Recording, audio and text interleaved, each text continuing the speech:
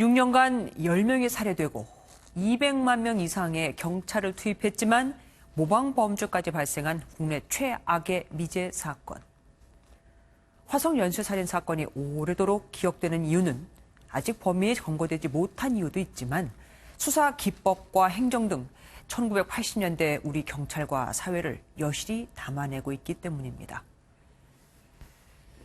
당시 특정된 용의자만 무려 2만 1,000명. 화성 일대를 배회했다는 이유만으로 검거되거나 꿈에서 계시를 받았다는 이유로 지목돼 조사를 받은 이도 있었습니다. 한 교회 전도사는 교회 지을 땅을 알아보려고 화성 일대를 돌아다니다 여성에게 길을 물어본 게 화근이 돼 수사를 받기도 했죠. 이들 중 일부는 경찰 조사 과정에서 닷새 동안 잠도 못 자고 맞고 발가벗겨지는 혹독한 고초를 겪었습니다. 또 누군가는 대법원에서 형이 확정되기까지 3년 동안 교도소에서 누명을 견뎌야 했죠. 급기야 정신질환을 앓던 한 남성은 용의자로 경찰 조사를 받고 석방된 뒤 정신분열 증세가 악화돼 열차에 투신하기도 했습니다. 용의선상에 오른 사람들뿐 아니라 그 유가족도 이런저런 소문으로 힘겨운 세월을 보내야 했죠.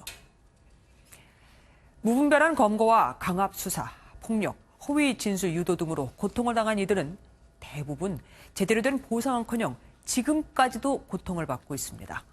경찰과 대중이 모두 범인 검거에만 관심을 두는 사이에 말이죠. 물론 과학 수사 기법이 미진했던 시절 현장을 수색하거나 감각으로만 수사를 해야 했던 당시 수사관들의 고충도 이해는 갑니다. 하지만 그렇다고 빨리 범인을 잡아야 한다는 압박감 때문에 또 위에서 소위 쪼으니까 국민이 불안해하니까라는 이유로 확실한 증거도 없이 무차별적으로 용의자를 만들고 강압 수사한 것까지는 모두 다 이해해 줄 수 없습니다. 당시 억울한 용의자들을 대변했던 한 변호사는 혹시라도 자신이 변호한 이가 진범은 아니었는지 지금까지도 걱정을 해왔다고 합니다. 자신이 변호한 이도 완전히 믿지 못할 정도니까 용의자가 된 이들을 바라보는 타인의 시선은 오죽했겠습니까?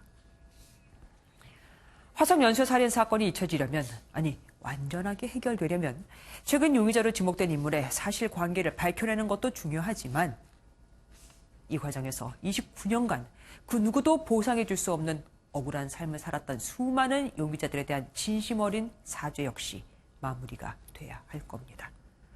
뉴스 초점이었습니다.